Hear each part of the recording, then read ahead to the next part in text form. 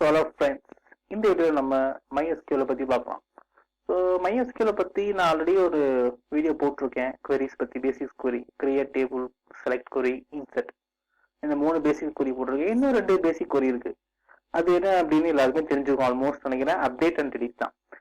So delete கூட பிரச்சனை இல்லை, அப்டேட் தான் ரொம்ப இருக்கிறதுலே வந்து கொஞ்சம் குழப்பக்கூடிய ஒரு query. ஏன்னா அந்த queryயோடைய சின்டாக்ஸ் பக்கமே நம்ம குழப்பம். எங்க டேபிள் வரும், எது காலம் நேம், எது வேல்யூ. ஸோ இந்த மாதிரி குழப்பமெல்லாம் இல்லாமல் எப்படி ஈஸியாக ஒர்க் பண்ணுறது அப்டேட் query அப்படின்ற பார்க்க போகிறோம். ஃபார் எக்ஸாம்பிள் இந்த டேபிளை நான் வச்சு யூஸ் பண்ணி காட்ட போகிறேன். ஸோ வாங்க வீடியோக்குள்ளே போயிடலாம். ஓகே, இப்போ நம்ம அப்டேட்டில் வந்து 2 விதமாக பார்க்க போகிறோம். ஒன்று சிங்கிள் காலம், இன்னொன்று மல்டிபிள் காலம். ஒரே நேரத்தில் எப்படி ஒரு காலத்தை மட்டும் மாற்றுறது வேல்யூவை, இன்னொரு மெத்தடில் எப்படி 2 காலம் மாற்றுறது அப்படிங்கிற மாதிரி பார்க்கலாம். First single. ஸோ எல்லாருக்குமே தெரிஞ்சிருக்கும். ஃபர்ஸ்ட் அப்டேட் அப்படின்னு போட்டுக்கோங்க. இந்த டேபிளோடைய பேரை மென்ஷன் பண்ணுங்க, கஸ்டமர். ஓகேவா? இப்போ லைன் பிரேக் பண்ணிக்கிறேன், நான் உங்களுக்கு புரியணுன்றதுக்காக லைன் பிரேக் நான் சொல்லி தரேன். நெக்ஸ்ட் செட் அப்படின்ற ஒரு வார்த்தை இருக்கு, அந்த வார்த்தை யூஸ் பண்ணி அது கீவேர்ட். இப்போ நான் எந்த காலம் மாற்ற போறேன் அது நம்ம கிளியரா தெரியணும். இப்போ வந்து ஃபார் எக்ஸாம்பிள் நேம் மாத்திரம்னு வச்சுக்குவோம். நேம் காலத்தை மென்ஷன் பண்ணி ஈக்குவல் டு. ஸோ அது வேர் கேரா இருந்துச்சு அப்படின்னா definitely you have to mention கோட்ஸ்குள்ள தான் நீங்க வேல்யூ கொடுக்கணும். இப்போ ரமேஷ்ங்கிற பேரை நான் வந்து சுரேஷ்னு மாற்ற போறேன். ஓகேவா? ரைட். இப்போ அது எங்க இப்ப ரமேஷ் அப்படின்றது ஒரே ஒரு இடத்துல இருக்கு நம்ம இந்த இடத்துல. பட் இந்த இடத்துல நம்ம எப்படி யோசிக்கணும், பட் வேர் கண்டிஷன் கொடுத்து பண்ணலாம், கொடுக்காம போனாலும் இது ரமேஷ் தான் ரீப்ளேஸ் ஆகும். பட் இருந்தா கூட நீங்க வேர் கண்டிஷன் கொடுங்க, பிகாஸ் இட்ஸ் ஃபார் சேஃப்டி. ஓகேவா? இப்போ வேர் கண்டிஷன் ஸ்பெசிஃபை பண்ணணும். இப்போ கண்டிஷன் எது கொடுக்கலாம்? இப்போ யூனிக் ஐடியா இருக்கக்கூடியது ஐடி தான். ஐடியை வந்து கொடுங்க, ID is equal to 1. So run பண்ணீங்கன்னா கொரி மேட்ச் ஆயிடுச்சு. இப்போ உங்களுடைய டேபிளை நீங்க செலக்ட் பண்ணீங்கன்னா வேல்யூ சேஞ்ச் ஆயிருக்கும்.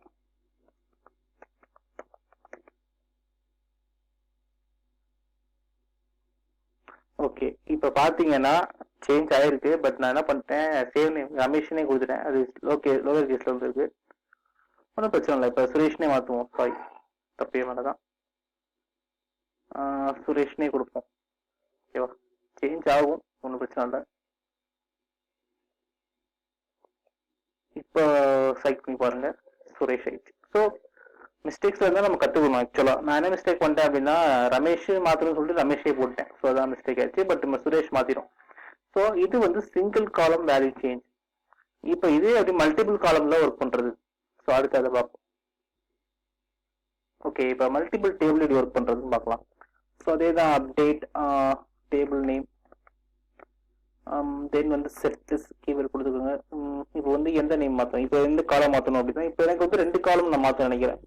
ஒன்று வந்து நேம், இன்னொன்று வந்து சேலரி. ஓகேவா? இப்போ நேம் ஈக்குவல் டு சிங்கிள் கோட்ஸ்குள்ள இப்போ நான் எந்த பேர் ஆர்த்திக் அப்படின்ற பேரை மாற்றணும்னு நினைக்கிறேன்.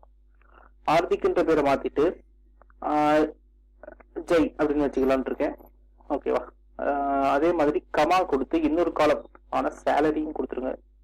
சேலரி இண்டிவிஜுவல் கோர்ஸ்குள்ள கொடுக்க தேவை கிடையாது.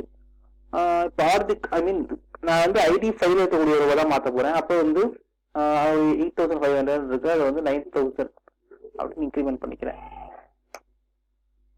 இப்போ வந்து பாத்தீங்க அப்படின்னா, ஸோ ஓகே, அப்டேட்டை பொறுத்த வரைக்கும் வேர் கண்டிஷன் ரொம்ப முக்கியம். நான் வந்து வேர் கண்டிஷன் கொடுக்காம சம்டைம்ஸ் கொடுத்தீங்க அப்படின்னா டோட்டலாகவே அப்டேட் ஆயிரும், இல்லைன்னா அப்டேட்டே ஆகாது.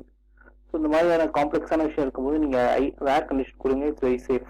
ஓகே, இப்போ வந்து நம்ம செலக்ட் பண்ணி பார்ப்போம்.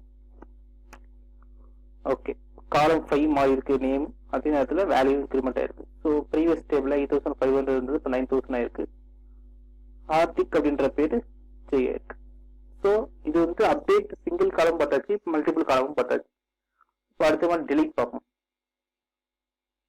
ஓகே, இப்போ நம்ம டெலீட் பார்க்க போறோம். டெலீட்டை பொறுத்த வரைக்கும் வந்து கண்டிஷன் கொடுத்தே ஆகணும். ஏன்னா டெலீட்லாம் வந்து ரொம்ப சென்சிட்டிவான queryன்னு சொல்லுவாங்க. ஏன்னா சப்போஸ் நீங்க வந்து கண்டிஷனே கொடுக்காம டெலீட் ஃப்ரம் டேபிள் நேம் கொடுத்தீங்கன்னா மொத்தமா டேட் ஆயிரும், அந்த ரெக்கார்டே இல்லாமல் போயிடும். ஸோ அதனால வந்து டெலீட் query யூஸ் பண்ணும்போது ரொம்ப கேர்ஃபுல்லா யூஸ் பண்ணணும். இப்போ delete from customers table name கொடுத்துக்கோங்க. Next where condition. Where condition is very important. For example நான் வந்து இப்போ எனக்கு வந்து 6th ஐடி வந்து வேணாம் அப்படின்னு நினைச்சேன் அப்படின்னா என்டையர் ரோவையும் நான் டெலிட் பண்ணணும்னு நினைச்சேன்னா ஜஸ்ட் கொடுத்தீங்கன்னா இந்த மாதிரி வந்துடும். இப்போ நீங்க டேபிள் செலக்ட் பண்ணி பார்த்தீங்கன்னா வெறும் 5 rows தான் இருக்கும்.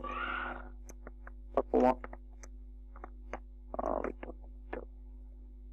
பாத்தீங்களா? ஸோ டெலிட் பொறுத்த வரைக்கும் வந்து ரொம்ப கேர்ஃபுல்லா யூஸ் பண்ணணும். வேர் கண்டிஷன் ஸ்பெசிஃபை பண்ணாம நீங்க யூஸ் பண்ணீங்கன்னா உங்க டேபிள் மொத்தம் நீங்க டேட்டாவை மொத்தமே இழக்க வேண்டிய நேரிடும். ஸோ அதனால வந்து where condition is very important in delete query. So இன்னைக்கு நம்ம அப்டேட் பார்த்தோம், டெலிட் பார்த்தோம். ஸோ இந்த மாதிரி வந்து இன்னும் இன்ட்ரெஸ்டிங்கான MySQL கமெண்ட்ஸ் மட்டும் இல்லாமல் எல்லா ப்ரோக்ராமிங் லாங்குவேஜ் பற்றியும் நான் வந்து சொல்றேன். So please subscribe and share with videos. Thank you.